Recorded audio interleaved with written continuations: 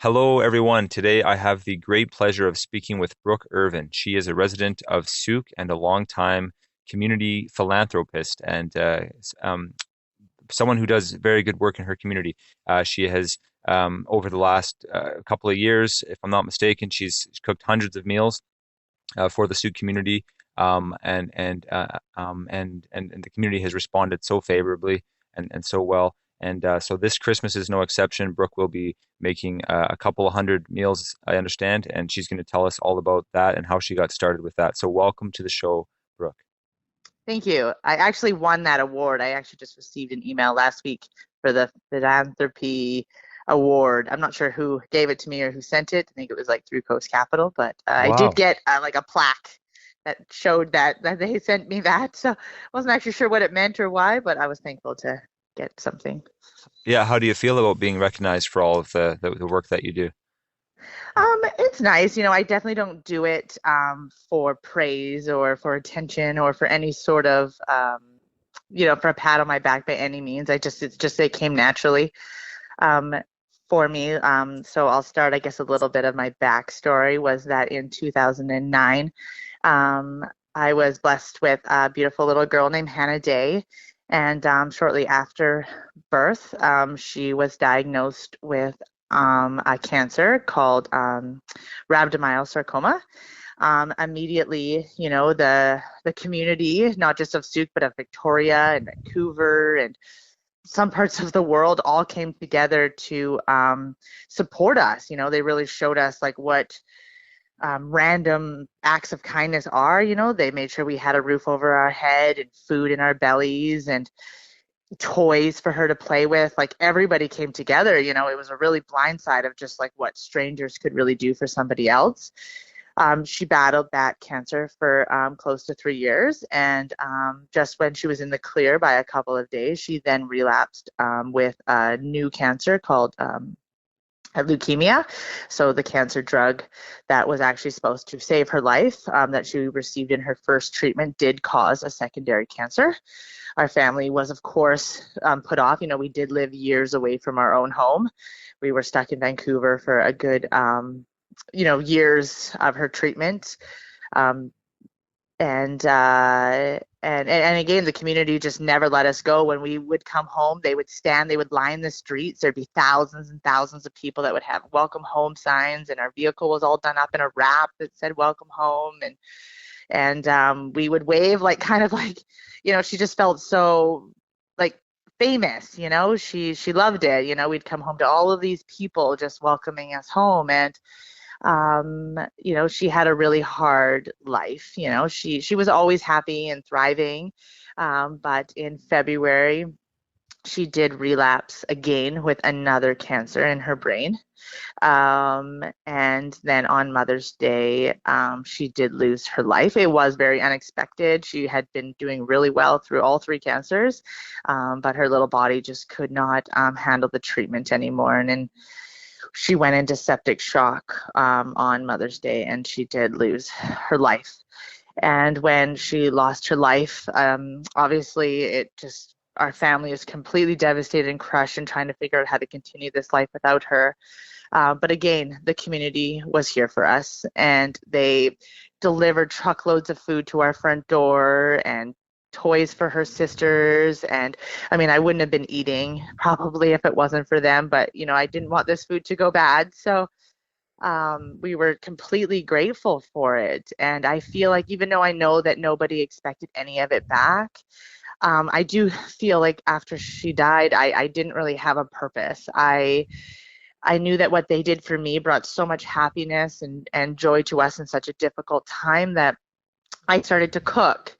And I know that it was therapeutic to me to cook, and I love to eat more than anything. So I started cooking, and I started charging a little bit just to be able to afford the food. And I had a really good customer named Steve Ferguson who loved my food. And through weeks and weeks of cooking for him and others, he came forward and offered me like I think it was like $400. And he said, "How about this week? You cook for free. You cook and you cook, and you give it all away for free, and I'll supply all of the cost." So I did that, and I started cooking. And when I handed out those meals, people were so thankful again that they would leave a donation, they would leave funds. And and now I had enough funds to go to the next week. And then again when I cooked, the funds just kept coming and I couldn't charge anymore, right? Because everybody was so thankful to get all these free meals that it kind of just downfalled into deliveries for free. And I absolutely loved it.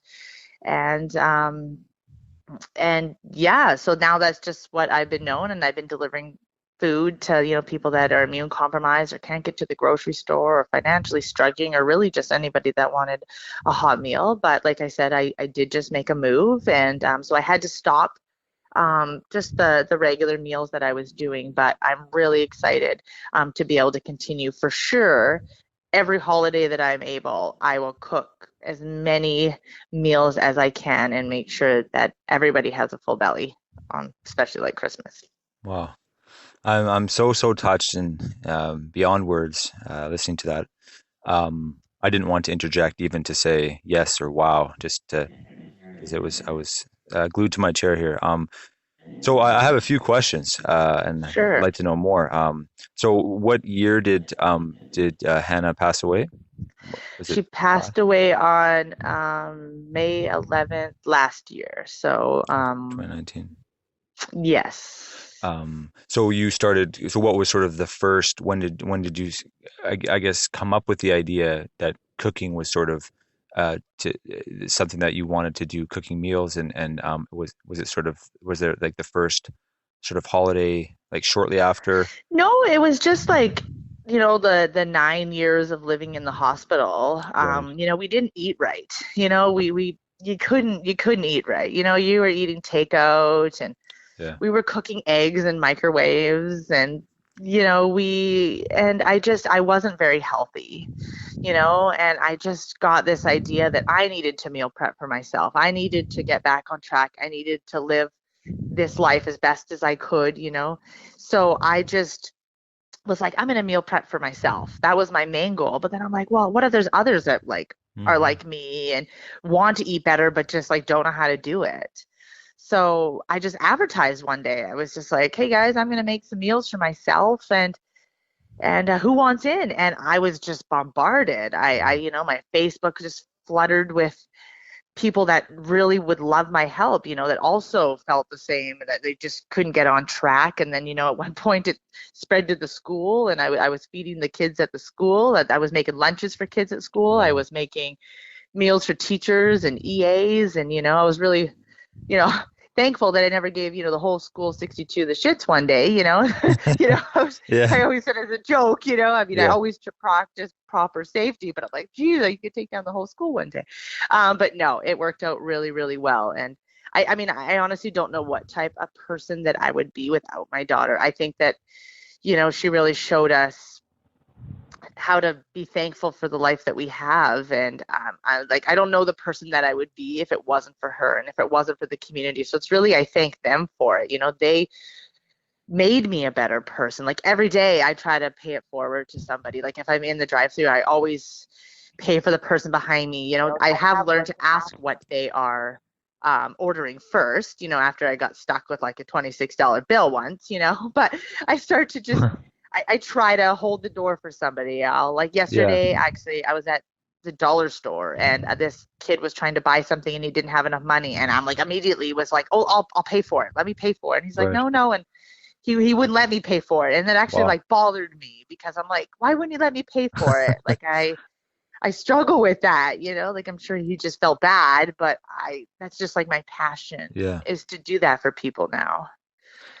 Um, what one thing that came up, I was just curious, has COVID sort of, and you talked about sort of just some food safety and I don't want to go on too much about that. I'm sure, but has COVID sort of impacted how meals can get out, or what places that you can give meals to? Like, are there some restrictions in place that maybe make it difficult for certain people to get meals now that we're Um, able to before?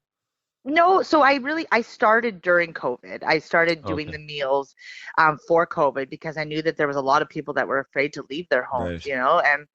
and there's a lot of people that struggled to get to those grocery stores and there was a lot of fear in people, especially in like the elderly Hmm. community. So a lot of people were messaging me mainly for somebody else. Everybody wanted the meals for grandma or for their mother or for Right. their sick brother or, you know, and they're all contacts delivery. I don't meet any of these people.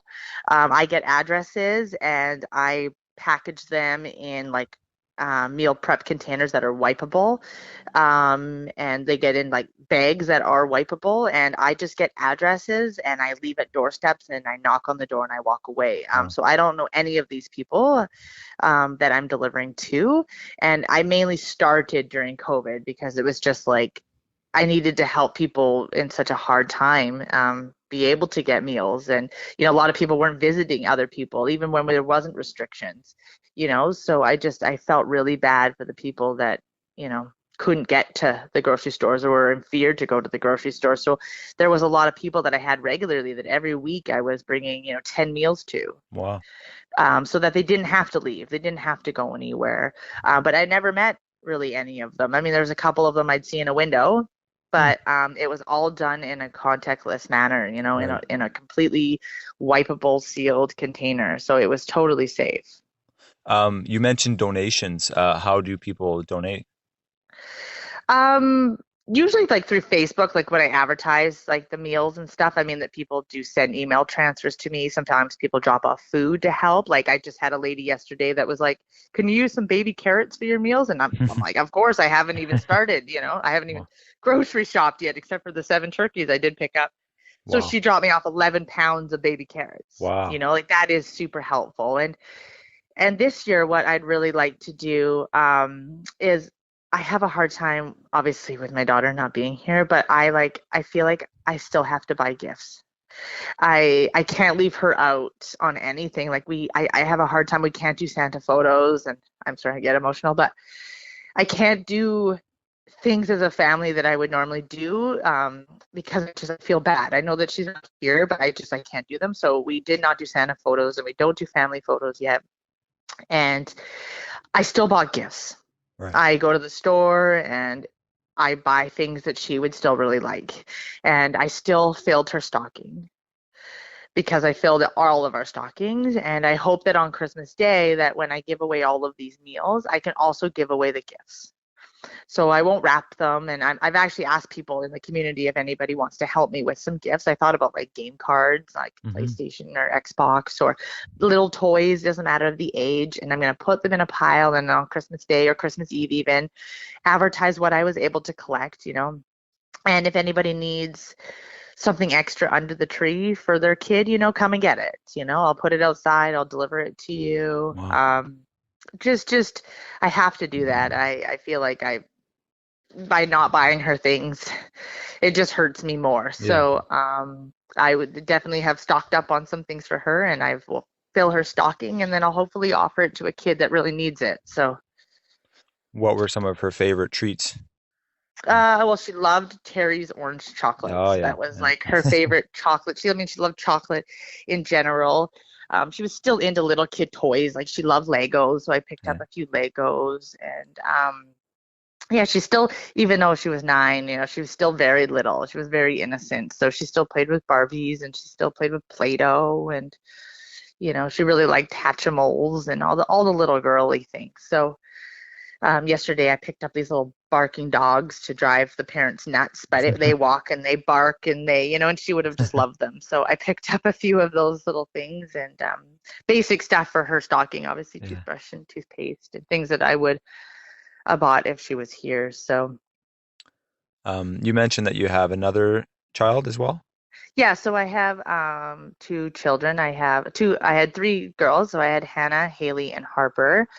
And yesterday I was totally blindsided. I walked into Toys R Us to get gifts, and there was Christmas ornaments there, like, and all in a row was Hannah, Haley, and Harper. No way. And I was blindsided. We were like just in Wow. shock because Harper's not even a popular name, Yeah. Like there's not, my name's not there anymore. I'm no longer popular, but then we have Harper. So it was like total sign, everybody said, because I had posted it, to just in shock that all three of my kids were were there in ornament. So I bought a few sets for our parents and for us. But yeah, so I have Haley. Haley was born right into Hannah. We had hoped that Haley would be a match for Oh, Hannah. right. Yeah. We needed a stem cell donor. Right. So unfortunately, she was not a match for her. Actually, in 2014, I became Hannah's donor. I was the very first mom to try to save a daughter. Wow. It was the first to the BC Children's Hospital where a mom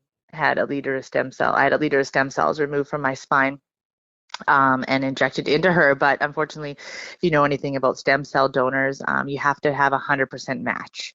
That's what they look for when you're having a stem cell transplant or a bone marrow transplant. You really want 100% match. Unfortunately, I was a half match for Hannah because I'm only half of her, obviously. Mm-hmm. So it actually attacked her. So she ended up with Oh, like no. second and third degree burns from Oh, the no. inside out to like 90% of her body. It was called a Wow. graft versus host disease. And it's actually a good thing and a bad thing. The graft versus host disease actually fights.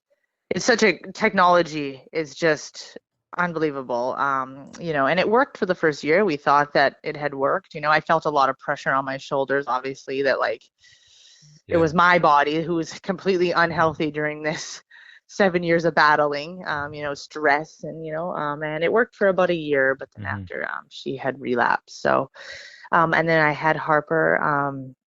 Hannah was doing great. Times were good for us, despite she battled every life-threatening infection you could possibly imagine. She was on Wow. life support for pneumonia. She fought through Yeah. it, and she was good. So in 2018, I had Harper. Immediately, Hannah relapsed, and Right. life became very stressful because we had no cure here in Canada for us, and we were about to pack up our entire home. Wow. We had it all packed, ready to go. We were moving down to the Seattle and to the States for treatment. I'm actually not sure where they were sending us. My brain's kind of a little bit blurred, but I believe it was treatment down in Seattle. And of course, the panic of like why I had another kid, the guilt of just bringing in another kid into this world when, Mm-hmm. my other kid really needed us. But then Hannah died, and she died almost immediately. So I mean, I couldn't picture my life without Harper. Harper is Hannah. Like it is Wow. just a spitting image of the sweetness and the kindness that Hannah Right. brought. So I do believe she came for a reason, but in that time, it was just what was I thinking? You know. Um, but and Hannah and Harper absolutely loved each other. Like I have so many sweet photos of them. Wow. And Harper was just a year and Hannah mothered her, like it was, Wow. she just loved her. But now, sadly, she's going to grow up and have no idea who she is. That's the sad part. But we every day we talk about it. We have Hannah's pictures up, and she Yeah. knows Hannah's her sister and stuff. But she'll never remember her. Yeah. Hmm. Harper is 2 years old now. Maybe, or Harper's two. two. Yep, Yeah. that's right. Yeah. We have a 3-year-old, and there's times when I wonder if, something were to happen to me, would he remember me?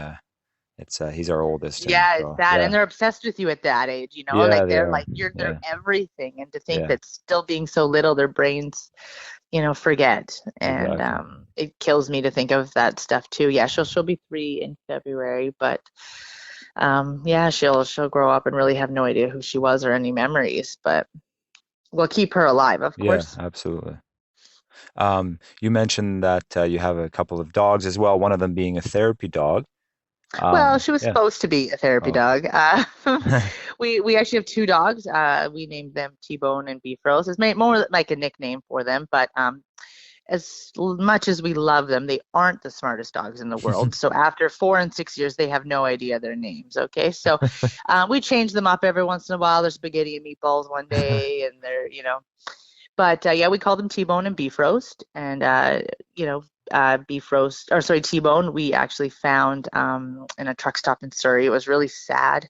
wow. We had pulled over while my daughter was sick, and we found this dog, and I mean, she actually was the best dog I could have ever imagined Wow. She's great. She's just the sweetest little. I mean, we can't watch TV because she snores too loud and her farts will clear a room, but we love her, and we got Beef Roast as a therapy dog. In all fairness, the dog did need more therapy than the rest of us. She is something special for sure. I mean, she falls over when you ask her to sit, and she tips over when you ask her to shake a paw, but she's learning and she does her best. She is about 74 pounds and a foot from the ground. Wow. Wow. So she just bulldozes our life. She just somehow can't walk around you. She's got to walk right through you. So she sees a screen door, but she doesn't see the screen door and just makes a dog door. She's one of those, everything in the house wiggles. Wow. You When know, she walks. she Yeah. just uses her body weight. It's just, I'm not sure I'll ever do bulldogs again, but I do love them. And somebody has to. So, you know, Yeah, no, it takes a dedicated dog yeah. parent to love a bulldog. I was just curious about the relationship that Hannah might have had with Beef Roast. Oh, Um, loved beef roast. yeah. We used to sneak her into the hospitals before she got her little therapy jacket. And, we'd hide her under our jackets, and the nurses would turn their Turn the other faces, as we way. snuck this cute, adorable puppy at the time into the hospital rooms. When my dad was sick, we did that, and when Hannah was sick, we did that. But no, she absolutely loved animals. That is her one passion in life was animals. So they definitely had a good connection. I mean, I don't know if the dog senses somebody is gone. I Mm. don't think so, but I do know that they did share a good life together while they were here, while she was here. Um, I like to include some resources in the description of the episode, just so other folks can learn or look things up that they need. So I just want to quickly touch back to the stem cell thing. Are there some organizations that you would recommend for folks looking for that or interested in that topic or in need of that to look up? There is definitely always a need for that. Just like blood, every time you donate blood, Hmm. you save three lives. Like, I Yeah. didn't realize that, and I learned that during treatment, that it's just like they separate the blood into, three different ways, like, and they're able to save. So stem cells, a lot of people can't find matches, and a lot of people lose their lives because they can't find matches, Yeah. and it's a really simple thing. The doctor explained it really well, because of course I was nervous to be a stem cell donor, but yeah, they one match does it. Hannah actually had her face on the one match thing at one time. She had a huge response. It was absolutely amazing. We were away in Vancouver, and Mayfair Mall did a swab drive for Hannah to try to find a cure, to Wow. try to find a Wow. match. And it was only for like a few hours, and I'm getting goosebumps, and it ended up being um, thousands and thousands No way. lined the building. They Wow. stayed open later than what Wow. they were should. We had everybody come to try to find a match Wow. for that little kid, and unfortunately, we didn't. But it was such a great response. It's a swab to the inside of your cheek. Hmm. Is how you get tested to see if you can possibly be a match, get put into the registry. I do believe they only do it for people ages 18 to 35. Okay. Apparently, that's when we're in our healthiest times. Right.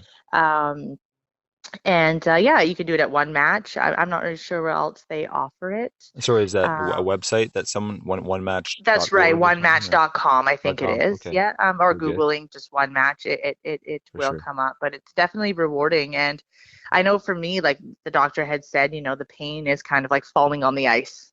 That's what it feels like to your back. It feels like you slipped and you fell on ice, and I couldn't have pictured it any other way. Wow. It was an easy recovery. It was so worth it, but that's Wow. exactly how it felt. Was just I took a Hmm. fall on the ice to my Tailbone. back. Right. Tailbone, that's Yeah. it. That's right. And that was it. You heal in a few days, and it was really no big deal. I would do it again if I could, to save somebody's life. I would do that as many times as I could. That's really nothing. And I do donate blood. I haven't done it in a little while, but I do my part, like seeing what everybody did for my kid, Yeah. like she couldn't have lived as long as she did if it wasn't for everybody trying.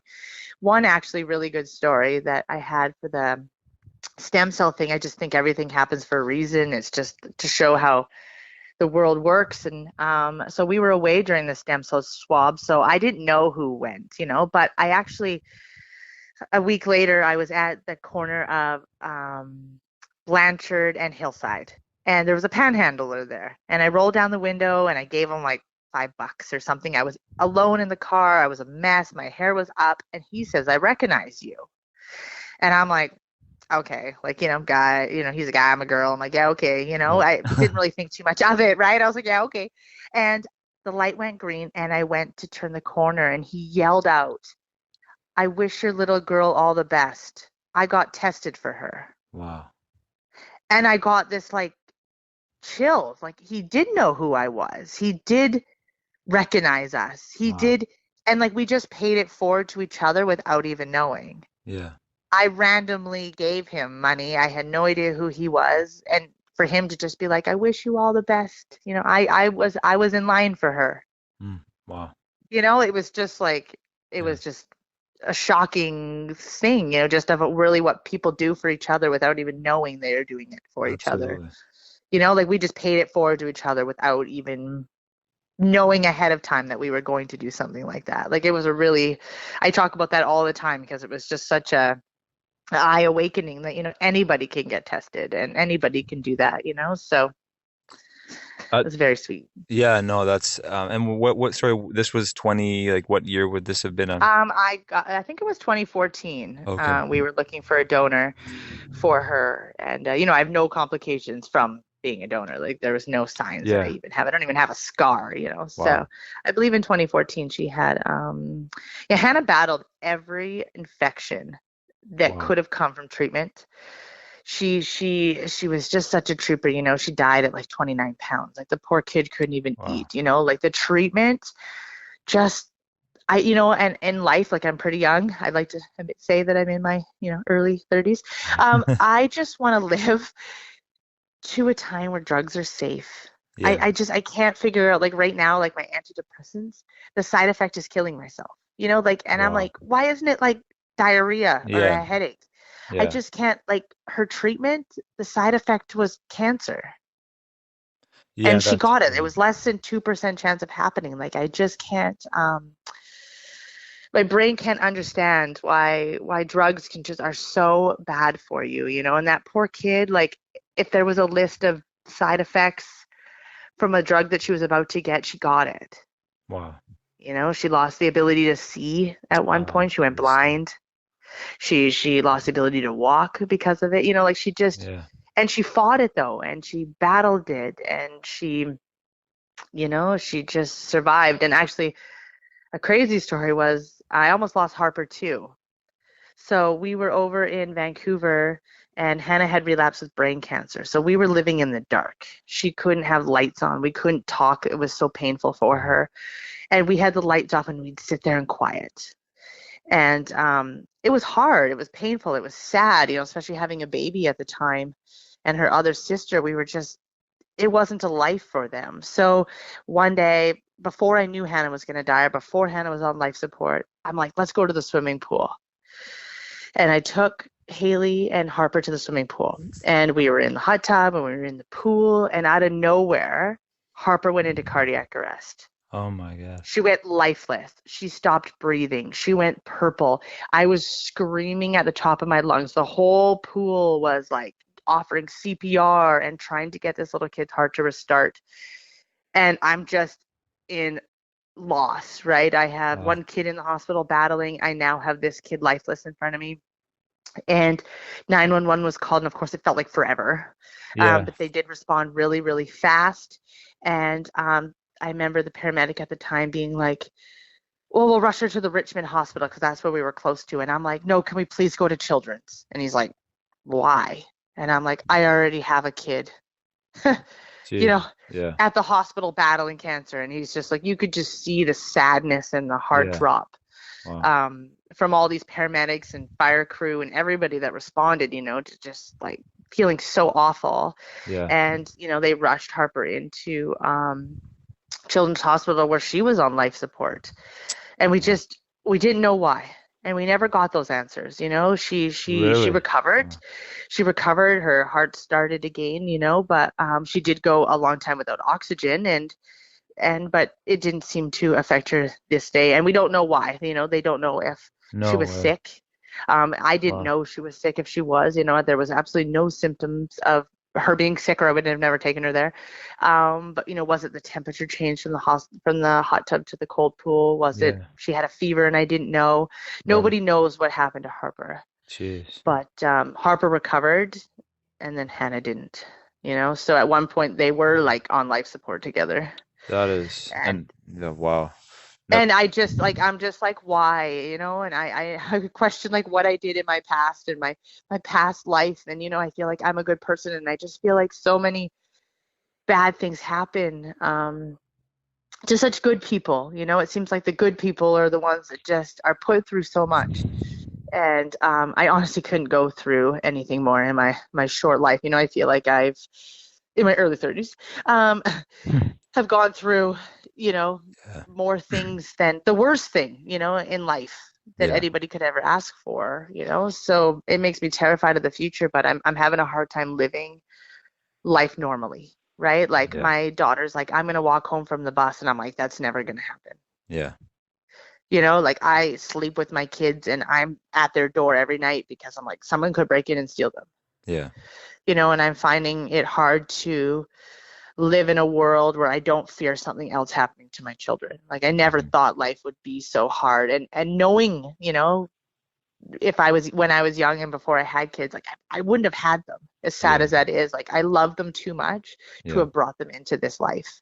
yeah, Um, so I'm trying to cope with life as it is, and I feel like I cook to help people. I feel like I honestly have no purpose, even though I know my kids love me, but I'm finding it hard to live in this life. So I know that when people help me, it brought happiness and joy to my life. yeah, And I feel like I have to. Like it's my way of coping is like making sure nobody else suffers. I can't see a child go without. I can't see a parent go without. Like I can't, like seeing my daughter die. My heart is like forever shattered. And when I hear of sad stories, I have to help. And I don't know why. And it's my only, it just gives me a good feeling, I guess. I don't know. You know, I don't have a lot of money, but I give a lot of it away, so I yeah. could probably have a lot more money, but I just feel like if I've got it and I'll be okay without it, somebody else needs it more than me. Hmm. So, yeah, my bank, TD Canada Trust, is like my favorite people in the entire world. And they supported me. So I won an award across Canada. I didn't even know TD offers these kind of things. I guess every year they select somebody throughout Canada and BC. And the bank manager saw my story of all the food and stuff that I did for people, and he nominated me, and I won. Wow. And because of COVID, obviously the trip, she's like, well, we'll send you to Disneyland. But of course, I wasn't able to Yeah. go anywhere really fun. So they gave me money and they gave me flowers and they gave me a trip local.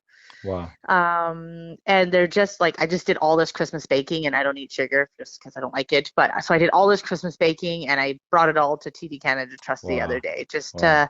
as a thank you. And then as a thank you again from them, the staff all band together and put some money aside and then gave me $200 the other day so that I could go buy gifts Wow. to help with my little cause that I was doing for Hannah. So it's just Wow. like it just keeps going. It Yeah. just they keep helping me and I'm like, no, stop helping me because I'm trying to help you for what you Yeah. did for me. Yeah. And it's just like everyone's like, no, we have to keep thanking you. And then I'm like, okay, well, I have to keep thanking you. So it just kind of keeps this little community going. Like people are just so kind here. Like a dad posted the other day on Sooke Embrace. I need help. I hate to admit it. And like there was like 178 comments, and I'm pretty Wow. sure he can't even see his Christmas tree. Yeah. So I would hope that that's the case. But just Sooke is so awesome for that. It's just such a small place, but there's got so many people that want to help here. Yeah, there really is something special about Souk. I moved here in 2013, so my knowledge and familiarity of the area and the different regions, is sort of vague sometimes. But every time Souk comes up in the news, it's some kind of community support, community rallying behind somebody. The Souk Embrace Yeah, Facebook page. Yeah, like Village Foods, like I contacted them to be like, hey, I need grocery bags. I need you to help me with grocery bags so I can safely put these meals in. And they're like, no problem, come in and Wow. grab them, you Yeah. know? Like it's just everybody's willing to help everybody, you know? So it's a truly special place. I absolutely love living here. And when we moved, we were worried we wouldn't find a place here. And I'm like, I can't leave. Like, the community, I don't think they'd let me Yeah. leave. Someone would put me in their basement, Yeah. somebody would, you know. So we did, we lucked out and, we found a really beautiful home. But That's it good. scares me to think that like I'd one day have to leave Souk. Like, it's just Yeah. not like this anywhere else. Yeah, there's something special about the place. I mean, so are you from Souk originally? No, so I grew up in Nanaimo and I did school in Nanaimo and I lived with my dad and then I lived with my mom and I don't know what brought us to Souk. I don't know when Hannah was I think yeah Hannah was born out in Souk. Yeah, we just was just someplace we just randomly moved. We were in Langford for a while and then we just moved to Souk and we absolutely loved it. We at the point I think at one point it was cheaper to live out here because of the commute. Yeah. So I think that that's kind of what brought a lot of people out here because the commute was worth it. Because of the housing situation. I mean, obviously that's not the same now. It's definitely in par with everywhere else, but the commute does not bother me at all. Um, my mom lives in Victoria, but to her this is like driving to Nanaimo. So she's got to like plan her day, Yeah. to come out here. Where to me, I'm like, that's just nothing. I can get to the hospital in 30 minutes with the new parkway. So Right. I love it here. I definitely love living here, and I hope to never ever leave it. Um, you mentioned there's some other, so I guess there's quite a few sort of heroes from Souk. You mentioned Definitely. Steve Ferguson. Steve Ferguson is always offering a hand. He fixes lawnmowers and tools, and I'm not really sure Wow. what he fixes there, but he's got like motorbikes and ATVs, and he's always offering a hand. When people need things fixed. He's the first guy that somebody's mentioned to get down to Steve. He loves cookies, so people should bring him cookies, especially Tim Hortons cookies. He loves. Yeah. But yeah, he was the one that really started it. He was always eating my meals, and then he was just, I guess he came into some money or had some extra money kicking around, and Yeah. he was like, "Here, Brooke, Wow. feed the people." And really like he's the hero. Like I may have been the one cooking, but it was really his idea. Like I think the free meal started because of him and it took off so well that I'm like, yeah, I can do this. Like this is awesome. And it just the joy that it brought so many people was really from Steve. And then weeks went by and he was still throwing, some money here and there. Like I'd go to give him his $40 order, that he'd order and he'd give me $100, Wow.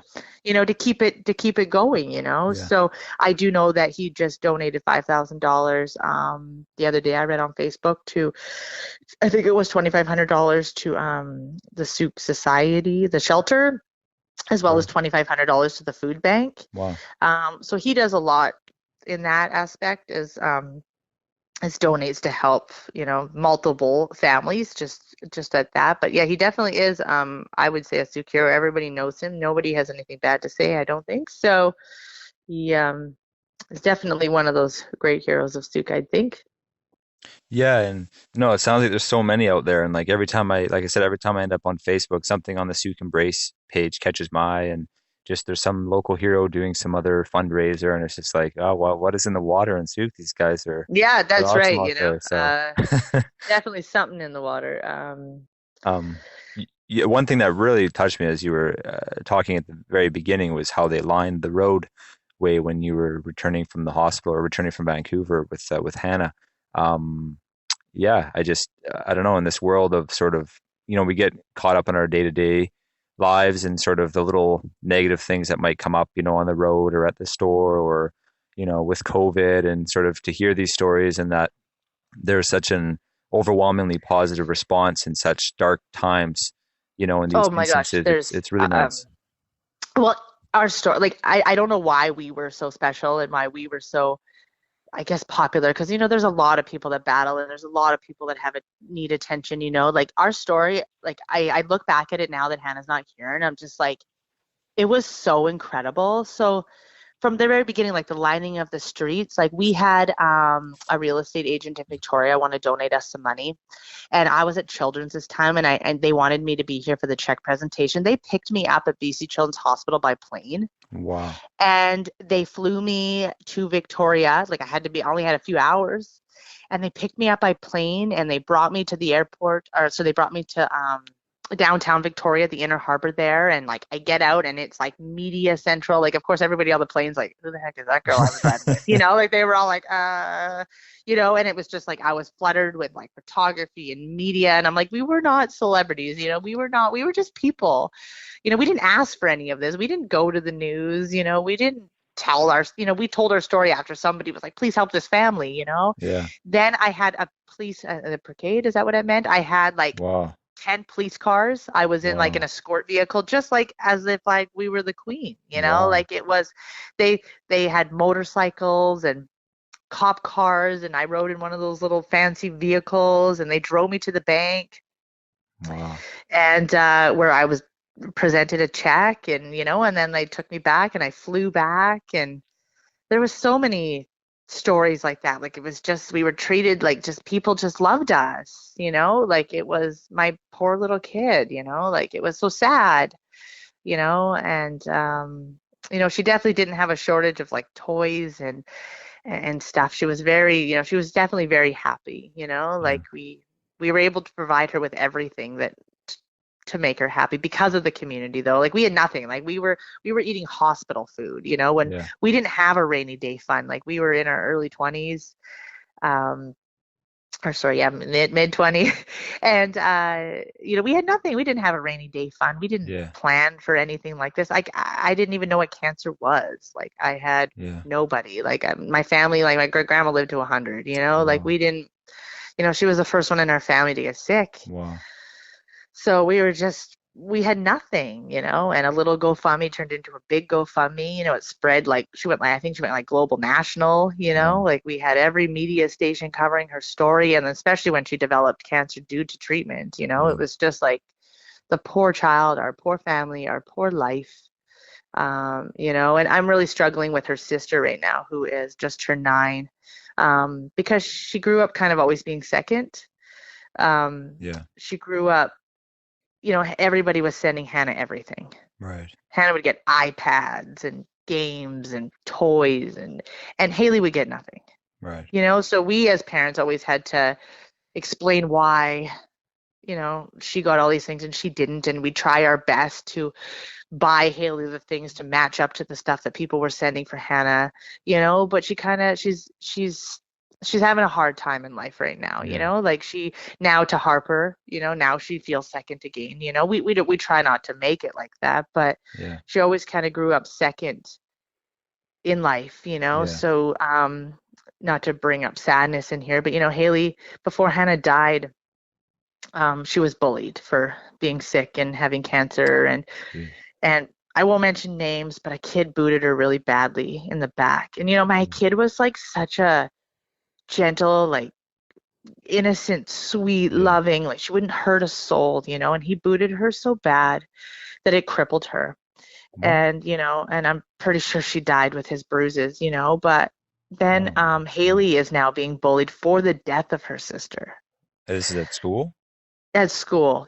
She's being bullied for the death of her sister, so I get a call from the school and they're like, I'm really sorry to bring this up again, but the same little kid that did this to Hannah is doing it to Haley. And she said, he said to her, if you don't get out of my way, I'll boot you like I did your sister, and you'll suffer the same fate as your sister. And, so Haley isn't happy with her life. She says that she wishes she died instead. It's Oh. truly, truly sad when you have a second kid to this, what they Yeah. witnessed. She had to watch Hannah die, and I wish that I didn't know what it would be like. Yeah. I've never seen somebody die before, so we Yeah. didn't know right or wrong. So to make her watch something like that, like she's hurting and she's suffering. Yeah. So I feel like, I didn't just lose one kid, I've lost two, like Haley is just, we have a lot to rebuild with her. She is hurting and she is suffering and she really hates life as it is. So we're in counseling and we're doing everything we can to just make life better for her. You know, she has her moments where she cries and she misses Hannah and Yeah. she's sad. But you know, life is really hard for us right now. So, and I don't think people see that though. You know, I think people Yeah. just don't understand why I'm so happy and why we're such a giving and loving family despite all of the heartache that we have gone through. But Hmm. it's just inside we're not happy, right? You know, we're Yeah. suffering at home. We cry every day, Yeah. you know, but we don't show that to everybody else. There's To some. everybody else, we're just a family that just keeps on going. Yeah. Yeah. No, and I guess too often that's sort of, it's like, after the lights die down and the confetti sort of flutters off to the side, there's the people who are left, the media, when they go away and sort of, yeah, it's, behind closed doors, there is still a lot of, in all of these types of stories, we forget about that side of it. And especially the other child, I didn't even think of the dynamic there. And that's definitely something, maybe uh, some trauma or something as well for her. Lots of trauma, you Yeah. know, hospitals are scary Yeah, they and are. now Haley fears like she went through a fear period of something happening to me and something Yeah. happening to her dad and the loss of losing somebody else and you know like if me and my partner fight it's like Yeah. is he gonna leave? Is he gonna leave? You know, Right. she hyperventilates like Right. she just sees everything as a loss, you know, like that we're only have a short time here. Like she doesn't, you know, I hope that eventually her memory will subside and she'll be able to live, but she's seen too much in her short little life, you know, so she's gone through just so much that she's suffering and she does take it out on us. And Yeah. of course, I try to be there for her. Like when she cries, I feel so bad because like I'm hurting Yeah. and I've built this wall when Hannah died and this body of armor that I'm like I'm not gonna cry and it didn't exist and she's still Wow. here and she's at her friend's house. So Wow. when Haley cries and she cries for her sister, like I have a hard time comforting her. Like Yeah. I know Right. I need to be there for her, but I'm like nope, nope, it didn't exist. It didn't exist. It didn't Yeah. exist because I can't break. Yeah. I can't accept what has happened. So I'm suffering with having to you know help my children get through this while also suffering myself. So it's truly sad. But you know, Hannah went through so much, right? Like she suffered her whole life. Hmm. And there was, I mean, obviously a sigh of relief for our family, right? That she didn't have to suffer anymore. Yeah. And I would never like, you know, I love like she loved I was the one person she loved more than anything in the whole life, but you know, I wouldn't bring her back. Yeah. You know, I couldn't. I Yeah. could never go through what we went through again, you know, like in the Yeah. final moments and stuff. Like it's awful. I can imagine. And you know, we just have to try to live the life without her. And it's like I don't know how to do it. You know, it's been a year, but like every day I think about it. Like I can't not think about it. It just I'm driving and my brain goes to that. And Yeah. I can't sleep because of it, right? Like Yeah. I close my eyes and I get flashbacks of the trauma and the pain and the blood and it's I can't sleep. Yeah. So I don't know. I hope in time you know we're able to heal and life will be better for us. But I don't know. I don't know how to get to there. So Yeah. I mean, that's why I yeah. well, that's why you cook, right? And that's why you do these things. Just that's It's why I that's exactly why I do it. Like I honestly like I I hate to admit it, but you know, if I didn't have other children, like I would have been a missing person a long time ago. You know, Yeah. like I don't enjoy this life.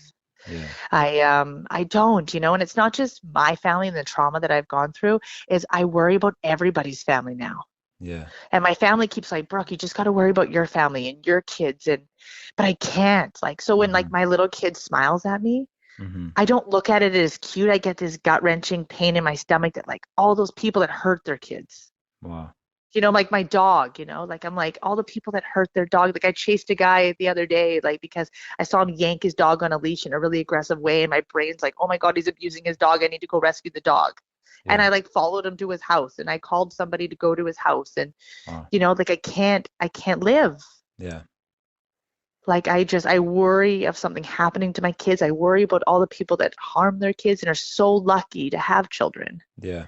they're so lucky to have those kids, and that hurt them. And like, I literally can't breathe because of it. So that's why I can't see a kid go without. If you need something, I'll get it.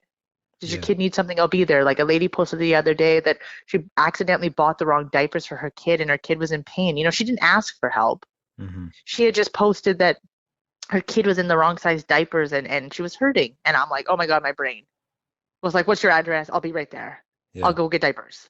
Yeah. Like, and I wish that I could focus on my own family and, but I can't. Like, I'm like, I have to help everybody. Yeah. And it's just, I know it's from the trauma that I've gone through, and I know it's from everybody being there for us, but I really know that I need to focus on my family, but I'm having a hard time with that. Yeah, it's hard. I It's like, mean, COVID has also made things more difficult, I think. The lack of communication, touch, contact between exactly, like, friends and family, and it's really, and then so yeah, it just makes, when you're going through something like that, I think being alone behind closed doors is not a good thing, and it's unfortunate that we don't have, the things that, community suppers, and I don't know what else Suk had going on, that all the dances or dance class, or even like gyms, being closed, like just so many things that you can't do with COVID. It sort of just exacerbated a lot of these issues. my thing with COVID is that, and I'm having a hard time with the COVID restrictions, and I'm like a really nice person and I follow rules but the problem with me with COVID is that I spent the last decade of my child's life afraid of people Right, and afraid of public and afraid of viruses and right, afraid of diseases and afraid of, like, she never got invited to birthday parties because people were like, oh well, we have runny noses, and people always treated us differently. mm, um they didn't want to play with her because, like, what if they got her sick? right, And I had to wear the masks then, and I had to wear the gowns then, and I was trapped to yeah, hospitals, and then she died. And we could finally, I guess, live. We didn't have to worry about all of those things. We could take the masks off and we could take the gowns off, and my phone stopped ringing for appointments and phone calls, and I felt bored, and I felt like, what do we do yeah, with ourselves? We didn't get to watch TV, yeah, and now we're forced back into that same life. yeah, Now we're forced back into not being able to see our friends and not being able to see our family, and forced, like, the hospital mask they give me, like, I panic right, in wow, them, and I will do them because we have to keep people safe, and I don't want people to die because of me. yeah, But it's just like, for something like us, like, it's just, we just went through that for the last 9 years. yeah, We went through COVID for 9 years. We were yeah, in that panic and that afraid of something like this. Like, I couldn't imagine Hannah being here during this. yeah, How scary it would be for us. But, now we're forced back into the same life, trapped at home, trapped without anybody, forced to wear the masks. Like, we're in that same life again without our kid. yeah. Well, I hope, folks listening to this episode, the ones who you are in regular contact with, you'll have more contact with. I mean, the only thing I can think of is digital. Unfortunately, like, I have a 91-year-old grandfather in a home in Nanaimo, and I try and call him once a week, and my cousin calls him, and we FaceTime is a wonderful thing, we're like, lucky we have definitely. that, right? So Yeah, some of us have that, yeah, so I'm, we're um, able to do that. I'm thankful that my kid goes to school because I feel like she needs that. Like, I don't really care about myself. Like, I don't need to worry about my friends and my family, and I'll get over it. I'll be okay. Like, but definitely for little kids, like, it's just so hard, and yeah, I agree why people keep their kids home during this. I mean, it's yeah, terrifying and they love their kids and they're protecting them. But my daughter is at school, and it is scary to send her to school, but, like, she just thrives there, and that's where she wants to be. And she gets her friends and she gets to be that. So she may not get that outside at home, yeah, but at least she gets some socialization, yeah, and some fun, yeah. because the fun has really been taken away everywhere. Yeah, no, absolutely. I'm sure everybody listening can can go, uh-huh, with that. It's been Oh, pretty, it's just, we go to the swimming yeah. pool every once in a while, but all the fun is taken away from the swimming pool. Yeah, yeah, Like, there's nothing to do there. exactly. you Yeah. know, it's Yeah. just, like, but, we're making the best of it, and hopefully it just all goes away soon.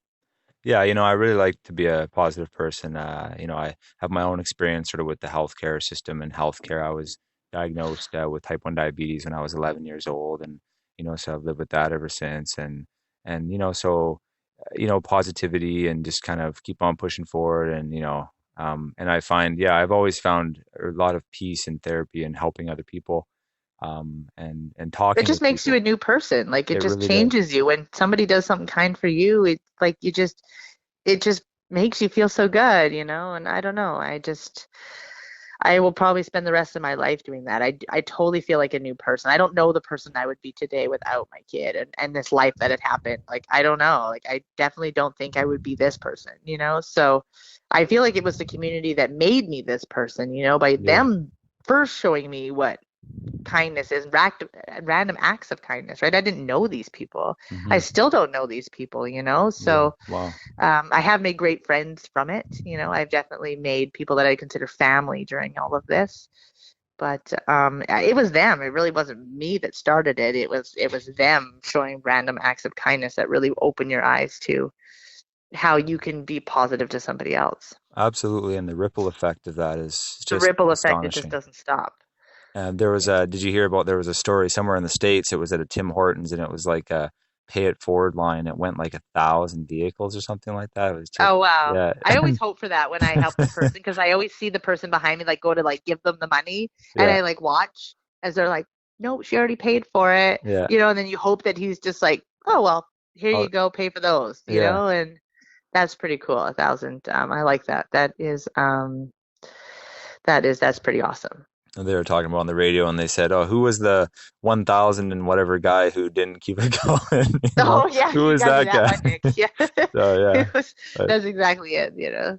Well, the one guy that got stiffed with the $26 order, like I did, that's the yeah. guy that's like, all right, we're gonna put a stop to this. I did do that at McDonald's once. I'm like, oh, I'll cover their bill behind me, like not even thinking. And she's Oh like, yeah, $26, and I'm like, yeah, oh, yeah. okay. Like It's more than every mine, but now so now okay. I just ask. Now I'm like, Yeah. what did they order behind me? You Oh, know, and if okay. it's Yeah. reasonable, Right. I will cover it, you Right. know. But Yeah. sometimes they're ordering for their whole family, and I'm like, well, I should have, I'll save that $25 and buy a turkey, you know. Absolutely. And then, So I make do plan on 50 cooking meals. 7 turkeys, Awesome. with the help of others. So again, it may be my idea, but the moment I say, hey, I want to do this, I have a lineup of people that are like, well, sign me up for delivery driving. You That's know, awesome. I'll throw a turkey in my oven, like I'll bake. Like so, Yeah. it kind Wow. of like all got taken away from me. Everybody's gonna do it all for me, and I get to package it. Like I'll cook some, but like everybody like was like, no, no, no, let me do Wow. something. Let me help. Let Wow. me make this possible. Let me. I've had toys dropped off here and gifts dropped off here.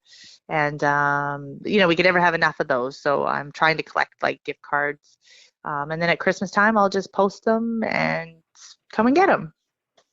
Yeah, no, I think people really want a purpose in these times. It sort of reminds me of the war and, what you hear about, everybody just, rushing to sign up or volunteer, or help with that, or join the Red Yeah, Cross, or it's just, people are stuck at home and, we feel powerless against this, COVID and the restrictions and and it's just yeah, a way to sort of, feel important or, what needed again and sort of, like we're helping people. And so that definitely. doesn't surprise me in the slightest. So that's fantastic.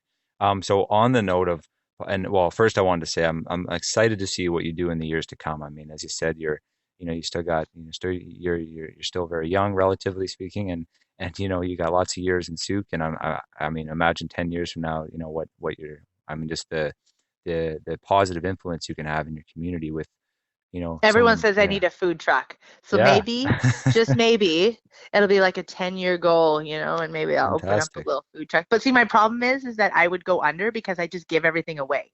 I'm sure people So would donate. I'm sure people would donate. Keep I you have a afloat. hard time, which is like my mom's like, why don't you sell those? And I'm like, well, because it's just like too, like I can't, like I Yeah. just, like I just give everything. I just give everybody everything. So I had posted a really cute video last night of my daughter playing in her little Melissa and Doug grocery store, and it was really sweet. And she's racking through all my groceries, and I'm like, okay, Harper, how much? And she's like, it all It's free free. you know Yeah. and I'm like, you're gonna go under, like you can't just keep everything's free, right? Our whole house is free. So Yeah. it was Wow. really sweet. So yeah, that could be, I'll set myself some goals for sure. And I certainly won't stop cooking. And I'll keep helping, and I'll do my part for sure. So no, I'm sure you will, and like I said, I'm excited to see. So I'm gonna, maybe check back with you in the future, and we'll see you on your Yes, of next big course. community project.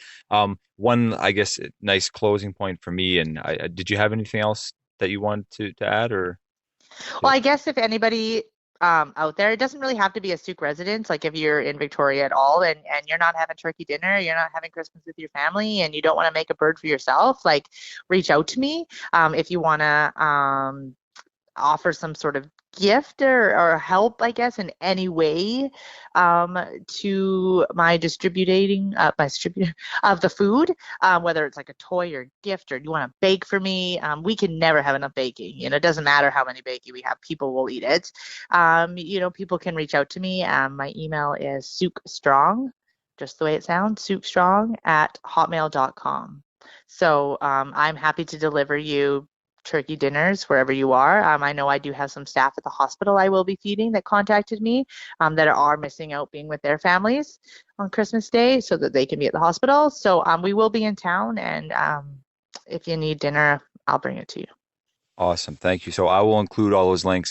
Let's stay on the line after we sign off Okay, here, and I'll get all those links from you, and then I'll include them in the description so everybody can easily access those. On that note, one thing as you were speaking and about sort of your time at the hospital and over in Vancouver and some of the support that you received, I like to include resources for folks and sort of because I'm aware of the Help for the Dream Foundation and Make a Wish Foundation. Are there sort of foundations or organizations that you really that were really there for you guys that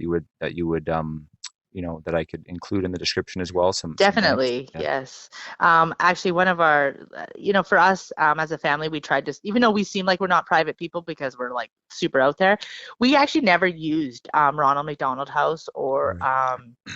Easter seals or any of those resources that are available to people to stay close to the hospital. Right. There actually was another organization, BC Family Residence, and they actually like they'll put you in a hotel if you Wow. like.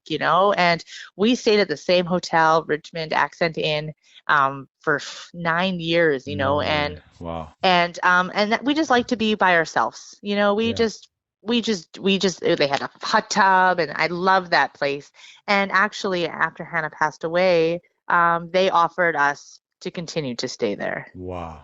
Wow. So for our family, we are now family with their family, and Accent Inn has offered us to come and stay whenever we would like. Oh, that's phenomenal. Yeah, like we just love them. The staff that used to buy Hannah gifts every time we'd visit, and so yeah, BC Family Residence is a really good one. I don't think a lot of people know that they will put you in a hotel. Great. That you don't need to stay at Ronald McDonald House if you just don't feel comfortable. I mean, it is a beautiful place, don't get me wrong, but sometimes you just want your own space Hmm. and to be with just your family and not have to be around everybody else.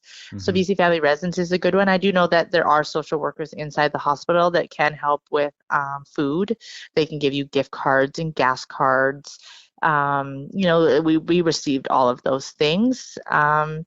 Yeah, definitely help fill a dream and make a wish. We were fortunate enough to do both, Right. and we went on some really beautiful trips thanks to them.